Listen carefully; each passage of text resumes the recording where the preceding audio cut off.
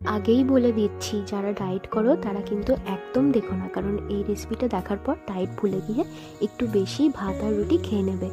আজ তোমাদের সাথে মাটনের একটা দারুণ রেসিপি শেয়ার করব। এই রেসিপিটার নাম হচ্ছে লাহোরি মাটন কড়াই। কিন্তু এই রেসিপিটাতে আমি একটু বাঙালি টাচ দিয়েছি।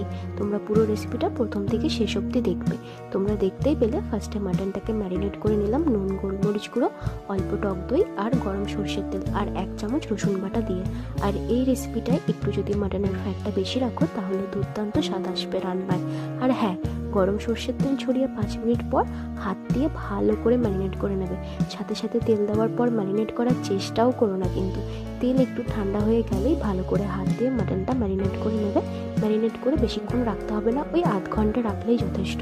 আর আমি এখানে আলুগুলো ফার্স্টে নুন দিয়ে হালকা সেদ্ধ করে তেলে হলুদ দিয়ে ভেজে সাইড করে রেখে দিয়েছি। ওই যে প্রথমেই বলেছিলাম একটু বাঙালি টাচ দেবো, আলু ছাড়া আমার বর মাটন খেতেই চায় না। আর এই রেসিপিটায় আলু না দিলেও হবে। দেন তারপর কড়াইতে একটু রিফাইন তেল আর ঘি দিয়ে নিয়েছিলাম। তারপর ওর মধ্যে হালকা একটু জিরে ফোড়ন দিয়ে 4টে মিডিয়াম সাইজের পেঁয়াজ কুচিয়ে তেলে ছেড়ে দিয়েছিলাম। পেঁয়াজের হালকা কাঁচা ফ্লেভারটা চলে গেলেই ম্যারিনেট করা মাটনটা দিয়ে ভালো করে নেড়ে চেড়ে 5 মিনিটের জন্য ঢেকে দিয়েছিলাম।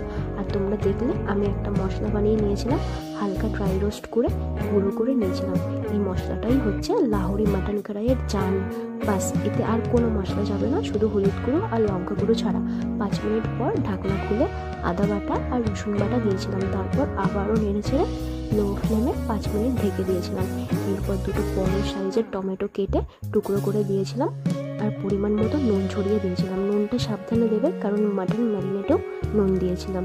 আমার এখানে 500 গ্রাম মতো মাটন ছিল, তাই দুটো বড় টমেটো দিয়েছি। তারপর একটু গরম জল দিয়ে লো ফ্লেমে 10 থেকে 20 মিনিট মতো ঢেকে রান্না করব। মাঝখানে একবার খুলে খুন্তি চালিয়ে নেবে যাতে তলায় ধরে না যায়। 20 মিনিট পর ঢাকনা খুলে কাঁচা লঙ্কা কুচি আর 1 চামচ লঙ্কা গুঁড়ো আর সেই তৈরি করা মশলাটা দিয়ে 2 চামচ ভর্তি ভর্তি দিয়ে তারপর ঢেকে ঢেকে ভালো করে লো ফ্লেমে কষিয়ে নেব।